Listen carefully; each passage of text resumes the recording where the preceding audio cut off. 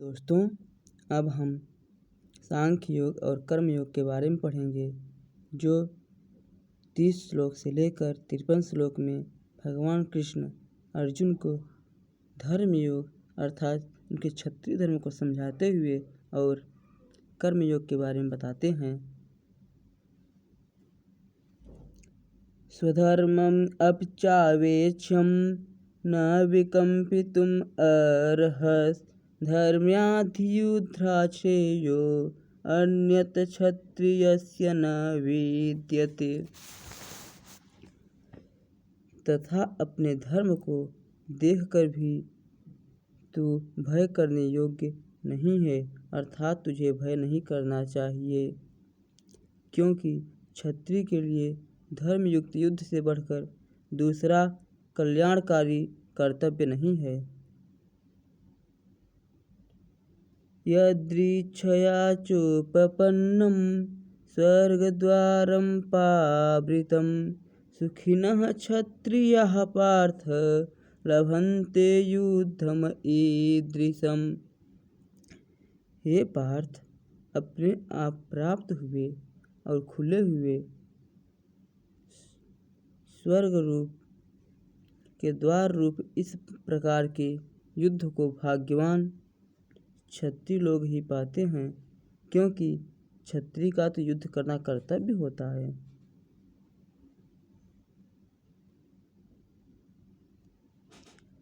अथ चेत्त्वमिमं धर्मं संग्रामं न करिष्यसि ततः स्वधर्मं कीर्तिं च हित्वं पापमवाप्स्यसि।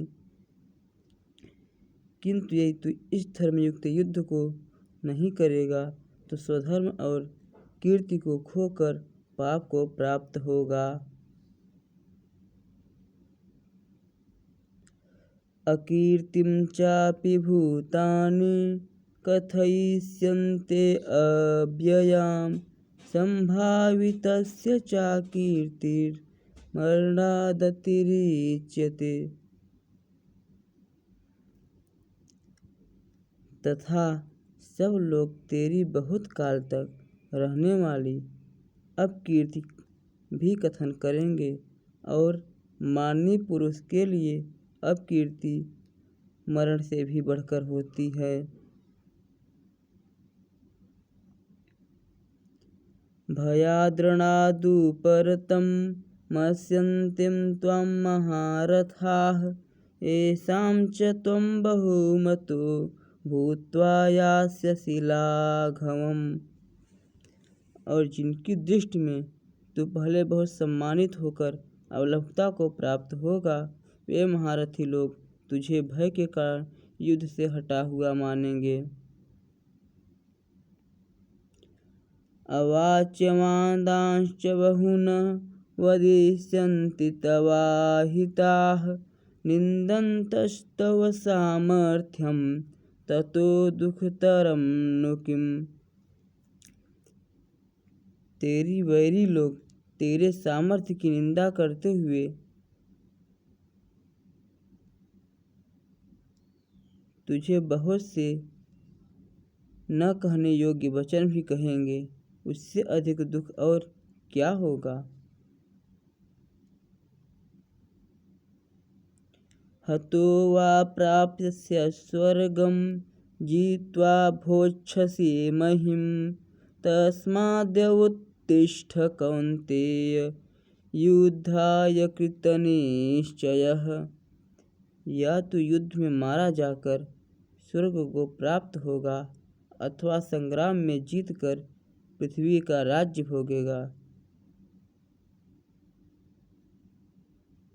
इस कारण हे अर्जुन, युद्ध के लिए निश्चय करके खड़ा हो जा।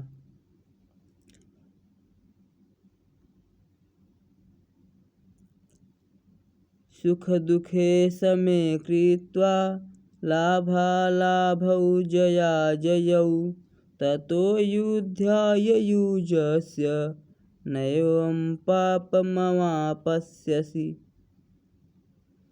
जय पराजय, लाभ हानि और सुख दुख को समान समझकर उसके बाद युद्ध के लिए तैयार हो जा। इस प्रकार युद्ध करने से तू पाप को नहीं प्राप्त होगा।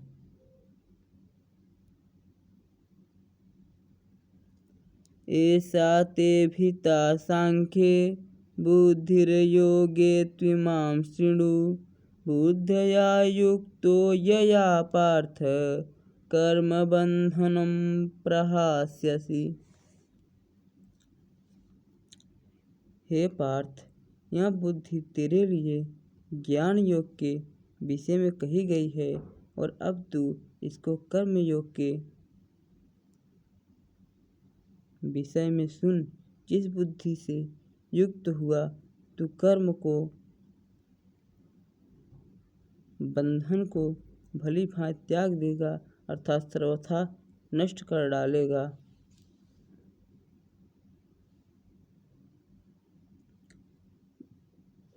नेहाभिक्रमनाशो प्रत्यवायो न विद्यते। स्वल्पम अस्य धर्मस्य त्रायते महतो भयात्। इस कर्मयोग में आरंभ का अर्थात बीज का नाश नहीं है और उल्टा फल रूप दोष भी नहीं है, बल्कि इस कर्मयोग रूप धर्म का थोड़ा सा भी साधन जन्म मृत्यु रूप महान भय से रक्षा कर लेता है। व्यवसायात्मिका बुद्धि रेकेह कुरु नंदन। बहुशाखा ह्यनन्ताश्च बुद्धयो व्यवसायिनाम्। हे अर्जुन, इस कर्मयोग में निश्चयात्मक बुद्धि एक ही होती है, किंतु अस्थिर विचार वाले विवेकहीन सकाम मनुष्यों की बुद्धियाँ निश्चय ही बहुत भेदों वाली और अनंत होती हैं।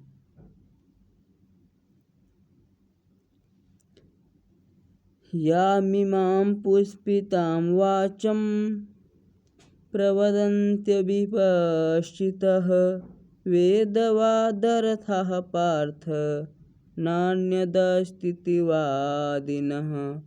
कामात्मानः स्वर्गपरा जन्मकर्मफलप्रदां क्रियाविशेषबहुलां भोगैश्वर्यगतिं प्रति। भोगैश्वर्यप्रसक्तानां तैयाप्यचेतसां व्यवसायात्मिका बुद्धिः समाधौ न विधीयते। हे अर्जुन, जो भोग में तन्मय हो रहे हैं और जो कर्मफल के प्रशंसक वेद वाक्यों में ही प्रीति रखते हैं, जिनकी बुद्धि स्वर्ग ही परम प्राप्य वस्तु है और स्वर्ग से बढ़कर दूसरी कोई वस्तु नहीं है, ऐसा कहने वाले अविवेकी जन इस प्रकार की जिस पुष्पित अर्थात दिखाऊ शोभायुक्त वाणी को कहा करते हैं, जो कि जन्म रूप कर्म फल देने वाली एवं भोग तथा ऐश्वर्य की प्राप्ति के लिए नाना प्रकार की बहुत सी क्रियाओं का वर्णन करने वाली हैं, उस वाणी द्वारा जिनका चित्त हर लिया गया हो, जो भोग और ऐश्वर्य में अत्यंत आसक्त हैं, उन पुरुषों की परमात्मा में निश्चयात्मक बुद्धि नहीं होती।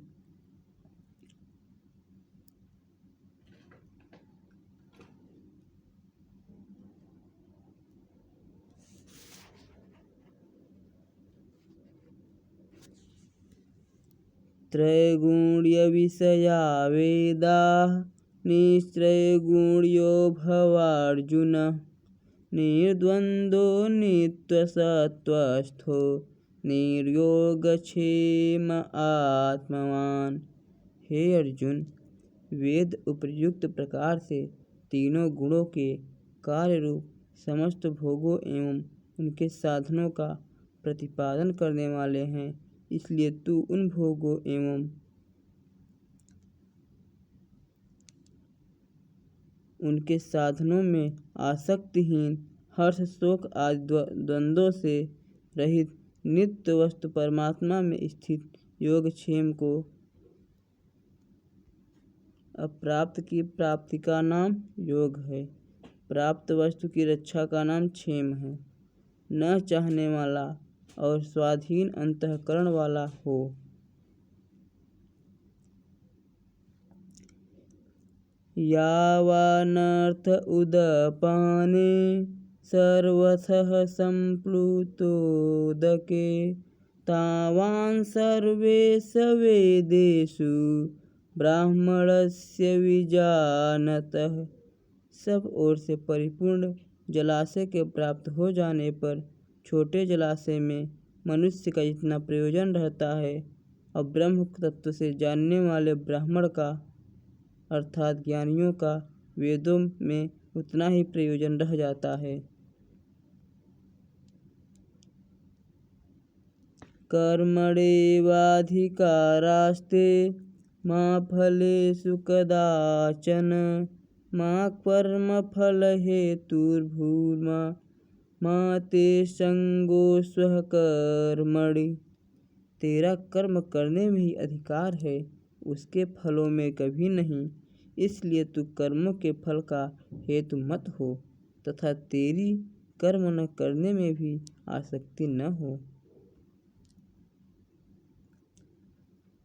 योगस्थः कुरु कर्माणि संगं त्यक्त्वा धनंजय सिद्धसिद्धयोः समो भूत्वा समत्वं योग उच्यते। हे धनंजय, तू आसक्ति को त्याग कर तथा सिद्ध और असिद्ध में समान बुद्धि वाला होकर योगक्षेम में स्थित हुआ कर्तव्य कर्मों को कर। समत्व ही योग कहलाता है। जो कुछ भी कर्म किया जाए उसके पूर्ण होने और न होने में तथा उसके फल में संभाव रहने का नाम समत्व है। दूरेण यो वरम कर्म बुद्धियोगा धनंजय बुद्धव शरणम अन्विच्छः कृपणाः फलहेतवः। इस समत्व बुद्धि से योग से सकाम कर्म अत्यंत ही निम्न श्रेणी का है। इसलिए हे धनंजय, तू समबुद्धि में ही रक्षा का उपाय ढूंढ अर्थात बुद्धि योग का ही आश्रय ग्रहण कर, क्योंकि फल के हेतु बनने वाले अत्यंत दीन हैं। बुद्धि युक्तो जहातीह उभे सुकृत दुष्कृते तस्माद्योग्याय युजस्व योगः कर्मसु कौशलम्। समबुद्धि युक्त पुरुष पुण्य और पाप दोनों का इसी लोक में त्याग देता है अर्थात उनसे मुक्त हो जाता है। इससे तू समत्व रूप योग में लग जा। यह समत्व रूप योग ही कर्मों में कुशलता है अर्थात कर्म बंधन से छूटने का उपाय है। कर्मजं बुद्धियुक्ता हि फलं त्यक्त्वा मनीषिणः जन्मबन्धन विनिर्मुक्ताः पदं गच्छन्त्यनामयम्।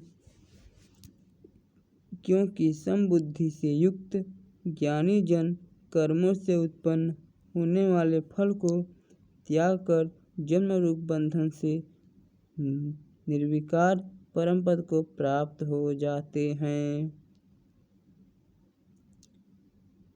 यदा ते मोहकलिलं बुद्धिरव्यतितरिष्यति तदा गन्तासि निर्वेदं श्रोतव्यस्य श्रुतस्य च।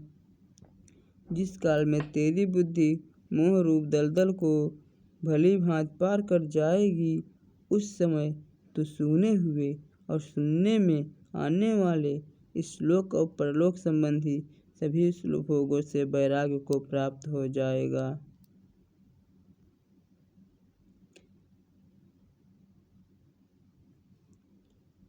श्रुति विप्रतिपन्ना ते यदा स्थास्यति निश्चला समाधावचला बुद्धिः तदा योगमवाप्स्यसि।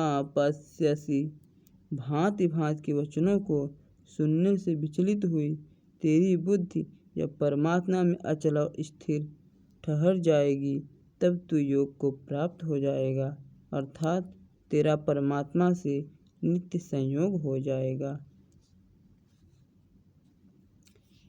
यहाँ से ज्ञान योग और सांख्य योग और कर्म योग दोनों समाप्त हो जाते हैं।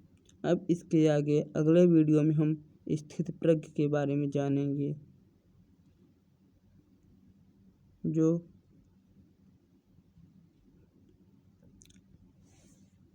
Thanks for watching. जय श्री कृष्णा।